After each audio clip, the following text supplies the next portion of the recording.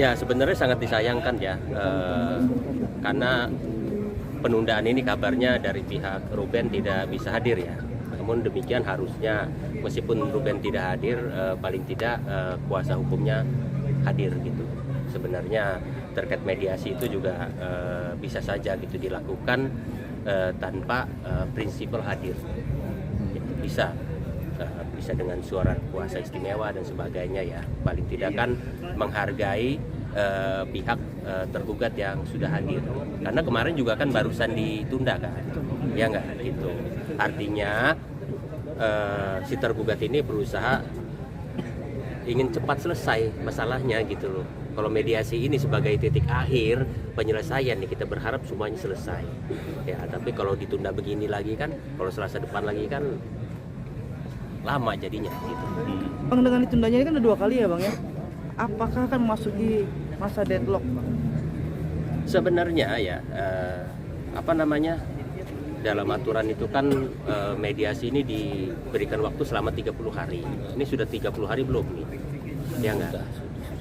Sudah ya. Dan terkait hal-hal seperti ini bisa aja ya dari salah satu pihak memastikan bahwa mediasi deadlock, tidak ada lagi upaya mediasi close, jadi langsung ke tahap persidangan. Itu boleh gitu, seperti itu.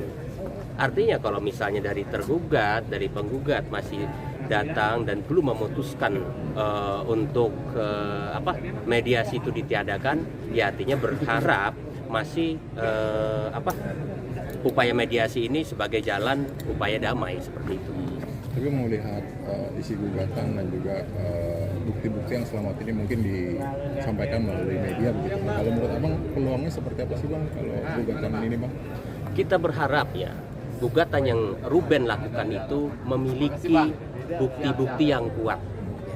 Kalau dasarnya bukti yang ada di media sosial ini ya terkait eksploitasi anak dan sebagainya itu tipis kemungkinan ya. Saya bukan membela atau apapun, karena kalau kita lihat ya dari sisi Sarwenda, sejak anak itu belum bercerai kan yang mengasuh Sarwenda, ya nggak, sampai anak itu besar hingga saat ini. Ada nggak, kita lihat nggak, kalian lihat nggak Sarwenda menterlantarkan anak tersebut? Sarwenda melakukan kekerasan terhadap anak tersebut? Ada nggak? Nggak ada kan? Ya nggak? Nah, terus bagaimana dengan eksploitasi anak? Itu harus clear, harus jelas apa yang dimaksud dengan eksploitasi. Life itu adanya di dalam rumah, ya nggak? Dan bisa saja itu anak memang ingin bergabung atau ingin ikut-ikutan kan. Jadi tidak ada perintah langsung Sarwenda yang meminta anak itu live sampai berjam-jam, nggak ada. Kalau memang itu ada, itulah eksploitasi.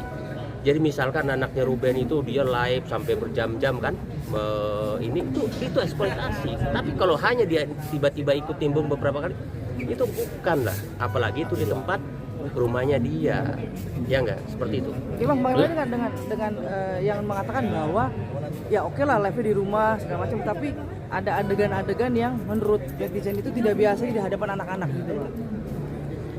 Ya sebenarnya terkait adegan itu kan misalkan adegan antara mungkin anak-anaknya dengan pacar Sarwenda gitu kan maksudnya. Ya sebenarnya itu persepsi kita mau menilai seperti apa, ya enggak?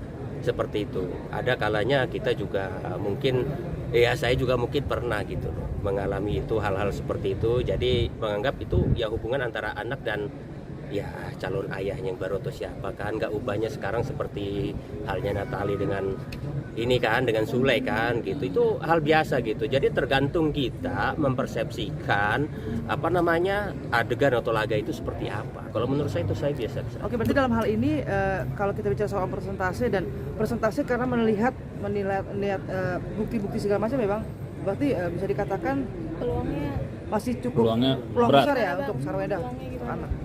Kalau Ruben mampu membuktikan bahwa Sarwenda telah melakukan kekerasan terhadap anak, tidak merawat anak, mentelantarkan anak, atau Sarwenda melakukan perbuatan hukum yang melanggar seperti narkoba dan sebagainya gitu loh, atau Sarwenda hal-hal lain yang tidak sesuai dengan dengan terkait hal pengasuhan anak itu baru gitu, itu kuat, ya enggak? Jadi itu gitu loh, harusnya yang dijadikan dasar terkait gugatan anak, karena perlu kita perlu kita lebih mendasar lagi, itu anak udah besar. Jadi anak itu nanti menentukan, pasti anak itu dalam sidang tertutup dimintai pendapat. Ya enggak? Walaupun masih di bawah umur. Oh iya, itu anak udah besar. Anak 10 tahun itu udah bisa. Mau ikut siapa? Nyaman sama siapa? Pasti kan. Mungkin sebagai perempuan pasti merasakan kan. Saya juga sebagai laki-laki, andai anak saya suruh pilih, pasti suruh pilih maknya kan. Kecuali maknya kasar. Iya kan? Itu gitu loh yang harus dijadikan dasar. Itu gitu loh. Kalau pertanyaan itu, ya kita berharap Ruben punya kartu as, ya nggak? Gitu loh. Dan kalaupun ada kartu as, kalau untuk hak asuh secara penuh dia menguasai itu sulit. Ya paling tidak tetap kalau menurut saya apa yang dalam akte 39 hak asuh bersama itu akan menjadi rujukan putusan. Tetap itu gitu loh. Cuma terkait pengasuhan nanti kan para pihak diakomodir maunya seperti apa. Sayangnya sejak awal itu tidak ada dalam putusan termasuk Gonogini. Itu yang harus jadi pelajaran gitu loh. Kenapa harus dipisah? Harusnya pada saat gugatan cerai itu selesai dimasukin juga terkait gugatan Gonogini dan hak asuh anak, tidak melalui notaris, akhirnya rancu.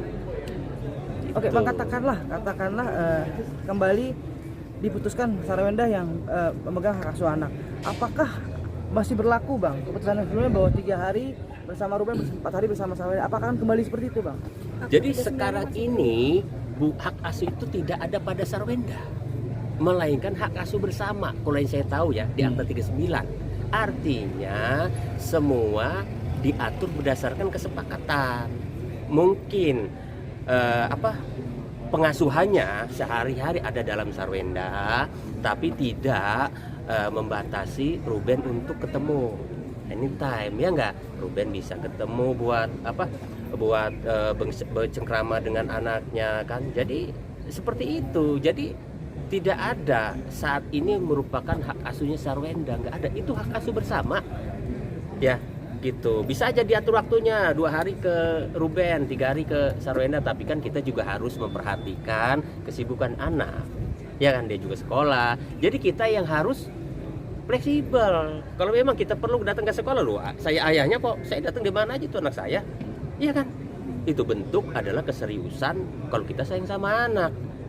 Datang ke rumah semacam kayak gitu, Bang. Betul. Sekarang faktanya dulu pernah ada artis sampai orang tuanya rebutan anak dan datang saat penculikan. Itu boleh, saking sayangnya. Iya.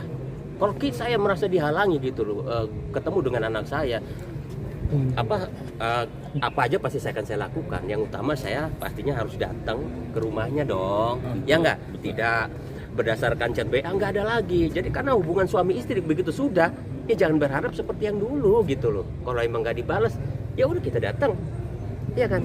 Selama ini saya tanya, menemukan nggak, ada nggak video Ruben pernah datang ke rumahnya mau ketemu anaknya ditolak? Nggak ada kan. Kalau itu ada, bisa dijadikan dasar gugatan, itu kuat. Bang, tapi ada peluang nggak sih, Bang, misalkan nanti putusan hakimnya bahwa hak asuhnya ini kembali buat bersama gitu, Bang? Kalau menurut saya, kalau berdasarkan ya terkait bukti yang ada di media, ya nggak, terkait katanya nggak boleh ketemu, terkait eksploitasi, itu tipis kemungkinan. Ya. Dan perlu kita ketahui, kita kan belum tahu ini gugatan hak asuh penuh atau hak asuh bersama. Ada yang tahu nggak? Kan nggak tahu. Gugatan Ruben ini hak asuh apa? Jadi pemikiran masyarakat harus diluruskan. Jadi kalau hak asuh penuh itu pasti akan ditolak. Saya jelaskan. Tapi kalau hak asuh bersama itu kan sudah di akte 39, tinggal dimohonkan penetapannya itu boleh. Tinggal diatur lagi gitu loh. Ya, tapi kalau hak asuh penuh Ruben pengen mengambil total, dia pengen mengasuh, itu sulit. Seperti itu. Oke. Terima kasih. Terima kasih, Bang Giai.